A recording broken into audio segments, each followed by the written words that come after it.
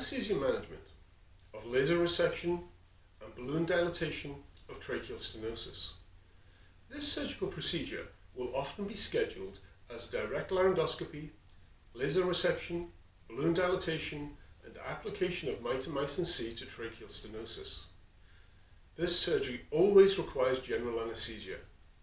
It always needs 2 anesthesia personnel in the room at all times because it requires dedicated anesthesia people, one to provide jet ventilation and a second to manage routine intraoperative tasks such as additional drug administration and minute by minute titration of IV infusions, etc. So what are the anesthesia challenges here? Well, they're pretty significant. The trachea cannot be intubated and you must not attempt it. The surgeon will be working in the airway and this precludes anesthesia by intermittent mask ventilation. You will be remote from the airway at all times. You have to step back and turn the head of the table, so you cannot physically, manually manage the airway. Some of the anesthesia considerations for laser surgery are applicable here, but fortunately, airway fire is very unlikely. Now let's talk about the room setup. Have the anesthesia technician bring the jet ventilator and a bispectral index monitor, BIS electrodes of course, and at least 1 but preferably 2 syringe infusion pumps.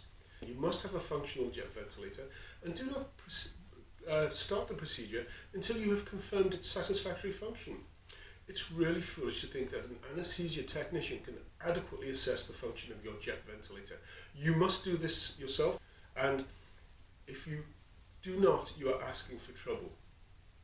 During your setup for the case, take the jet ventilator and hold the jet very securely and do a cautious test activation aimed at the palm of your hand. So now that you know the jet ventilator is working.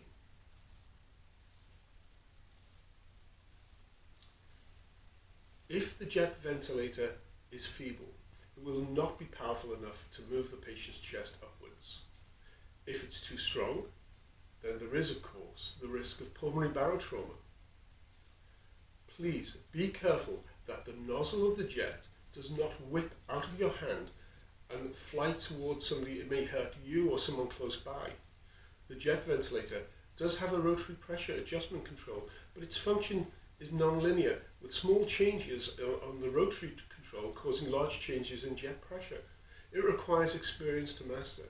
In my experience, the pressure settings on this control have no predictable relation to how much the individual's chest will rise when you activate the jet ventilator, because this is a function of the patient's chest wall compliance.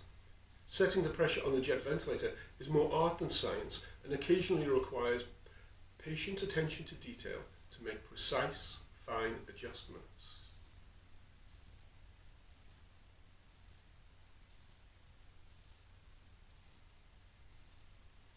This equipment is of course in frequent use, and like a lot of our equipment, it suffers considerable wear and tear.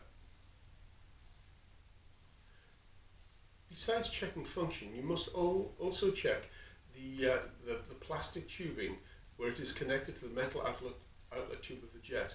This plastic often cracks precisely at the join point and can cause a leak. These plastic tubes often get trimmed down to remove short lengths which have cracks. Alternatively, orange tape is surprisingly effective when you need to make sudden MacGyver type repairs actually on the fly during the case. Now, anesthesia management. Routine pre-med with midazolam 2 milligrams. Pre-oxygenation should be thorough and prolonged because there will be very significant periods of apnea early on and throughout the case. Aim for an expired FiO2 greater than 90%. A standard induction sequence will be used. My preference is for lidocaine 60 milligrams IV to prevent propofol burning of the vein, fentanyl 100 mics, propofol approximately 2 milligrams per kilo, and rocuronium approximately 35 milligrams IV is appropriate for a normal sized adult. The dose of rocuronium is dictated by the intermediate duration of the procedure, which for my surgeon is roughly about 40 minutes, and I believe this is quite representative. Repeated instrumentation of the glottis can traumatize the vocal cords, So I give dexamethasone at least 4 milligrams early in the procedure, and perhaps between maybe even 8 and 12 may be appropriate. It provides useful protection against laryngeal swelling, and it's a good antiemetic, of course. It is absolutely essential that these patients are paralyzed during the procedure. The surgeon does not need to witness vocal cord motion at any point in the procedure, nor at the end. And you will want good quality muscle paralysis at all times, except perhaps in the last 10 minutes of the procedure, when you can allow some reversal of neuromuscular blockade. After induction of anesthesia, the OR table may be turned through 90 degrees with the patient's head away from you. So, you will be very remote from the airway. You need a good ventilation strategy, and the only practical approach to this is jet ventilation. But jet ventilation has the potential for severe barotrauma, and it is potentially dangerous, but absolutely necessary. With jet ventilation, there's a lot of unknowns. We do not know all of the following. We don't know the FiO2 being delivered because of the variable ratio of entrainment of room air with the jet of 100% oxygen. Certainly we're not administering 100%, it's being diluted down. We do not know the pressures in the distal alveoli, although there is reason to believe from basic physics that the jet pressures actually increase significantly as one moves down the airway towards the alveoli. We have no idea of the delivered tidal volume. We have no idea of the end tidal CO2. And of course, this gas delivery system does not allow for delivery of volatile agent. In order to keep the patient deeply anesthetized, we have to resort to total intravenous anesthesia. So, again, the management of anesthesia for this case, and particularly for ventilation, is to some extent more art than science. Propofol infusion, 25 to 100 mics per kilo per minute, guided by the use of the bispectral index monitor, is advised. The procedure is stimulating, but it's not painful, and the induction dose of fentanyl 100 mics is usually adequate. I find no need to use remifentanil infusion unless this is indicated for control of severe intraoperative hypertension. Again, it's absolutely essential that these patients are paralyzed during the procedure, and rocuronium 0.5 milligrams per kilo, or approximately 35 milligrams IV for a 70 kilogram person, is very appropriate. If the patient has significant muscle strength and makes a forceful expiration simultaneously with activation of the jet ventilator, airway pressures will rise alarmingly, presenting the risk of barotrauma. Now, over the years at my institution, we've had at least one pneumothorax due to this phenomenon, and it was in a patient allowed to breathe spontaneously, so I never allow spontaneous breathing during these procedures. Now, the surgeon is going to take a few moments to insert a suspension laryngoscope. This is essential to your ability to jet ventilate. A Mayo stand will be placed an inch or two over the patient's chest, and it acts as a platform to stabilize the suspension laryngoscope. So the surgeon inserts the suspension laryngoscope into the patient's airway to visualize the larynx, and the long axis of this scope must be collinear with the long axis of the trachea. The tubing on the jet ventilator has a male Luer lock, and the suspension laryngoscope has a female Luer lock, and the connection is made between male and female Luer lock connectors. It is essential to make sure that this connection is tight and secure. Recall that if this connection is near the surgeon's face and it becomes disconnected, activation of the jet ventilator may cause the nozzle of the jet to whip upwards. Should any violent whipping around of the nozzle of the jet ventilator occur, it has the potential to hit the surgeon or another staff member in the face, or worse, in the eye perhaps, and it will do real damage. This is a terrible worry, and we've had a few near misses over the years. Do not activate the jet ventilator until the surgeon gives you the okay. The surgeon will make sure that the long axis of the suspension laryngoscope is exactly collinear with the long axis of both the glottic opening and the trachea, and when this is done, the surgeon will give you permission to activate the jet. Because correctly aligning the suspension laryngoscope takes a few minutes, it is of course essential to very thoroughly pre-oxygenate all your patients prior to induction.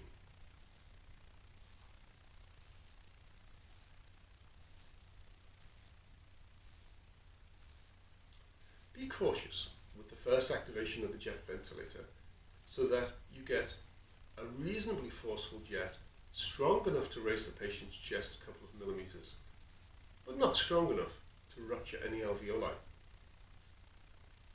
This judgment, of course, is based on experience, but for the novice, it's also fairly intuitive. So you start at slightly lower pressures and work upwards cautiously. Ensure that the patient's chest goes up, but also goes down between ventilations. This is absolutely essential to avoid barotrauma, especially pneumothorax. If the patient's chest just goes up and up and up on subsequent ventilations, then there is breath stacking. Tidal volumes are accumulating in the lung, and the lung volumes are increasing, and eventually barotrauma will occur. It is essential for those new to the technique to use their dominant hand to activate the jet ventilator cautiously, and have their non-dominant hand resting on the patient's chest to absolutely guarantee that the chest rises and falls with each ventilation. I just cannot emphasize the importance enough. Always have a hand resting gently on the patient's chest. This may be one of the most important monitors you have during this case. Now, with your dominant hand, try to get into a rhythmic pattern of regular ventilation so that the surgeon can anticipate when the next ventilation is coming. The trachea is like an expandable length of ventilator tubing. It stretches up during inspiration and shortens with expiration. Laryngeal tissues and the tracheal stricture itself often also move slightly when you activate the jet. The surgeon will therefore ask you frequently to stop ventilation so that he or she does not have to operate on a moving target. However, most surgeons occasionally, sometimes often, forget to say that it's okay to resume ventilation. And so if the surgeon is not working in the airway for a few seconds, it's reasonable to ask if you can resume ventilation in the interval, and usually he or she promptly agrees. Good communication between surgeon and anesthesiologist is absolutely paramount in these cases. You are sharing the airway, and you have to have a good working relationship with your surgeon. So, talking of this, let's consider surgical considerations. The use of laser to resect the stenosis will immediately cause a knee-jerk response in many anesthesia providers to insist that we will need to reduce the FiO2 to 0.3 or less. But do we? The surgical fire triad requires an oxidizer, oxygen, a combustible material, and a source of activation energy. Well, yes, the laser can provide the activation energy, and there is plenty of oxygen present, although with jet ventilation we have no idea of exactly how much is present in the airway. But there cannot be a fire if there's no endotracheal tube or anything else flammable to burn. Human tissues don't burn, the water vaporizes. The most important implication of the use of laser is to ensure that everyone in the room has eye protection, because they are vulnerable to laser strike. Regular eyeglasses are usually sufficient when using the CO2 laser. Now, there are so many interruptions to ventilation that it is easy to forget that the arterial carbon dioxide may be rising, often much more quickly than you realize. The fact that we may be keeping the patient well oxygenated is not the same thing as keeping the patient well ventilated. Now, use of a transcutaneous CO2 monitor can be helpful if it is available. Fortunately though, this is a rare problem because these cases are usually short, 45 to 60 minutes maybe. It is of course impossible to use the jet ventilator during the balloon dilatation of the stenosis. The surgeon will ask you to withhold ventilation completely as the balloon is inflated often to 4 or 5 atmospheres of pressure for a matter of 10 to 20 seconds, during which time you clearly just cannot ventilate.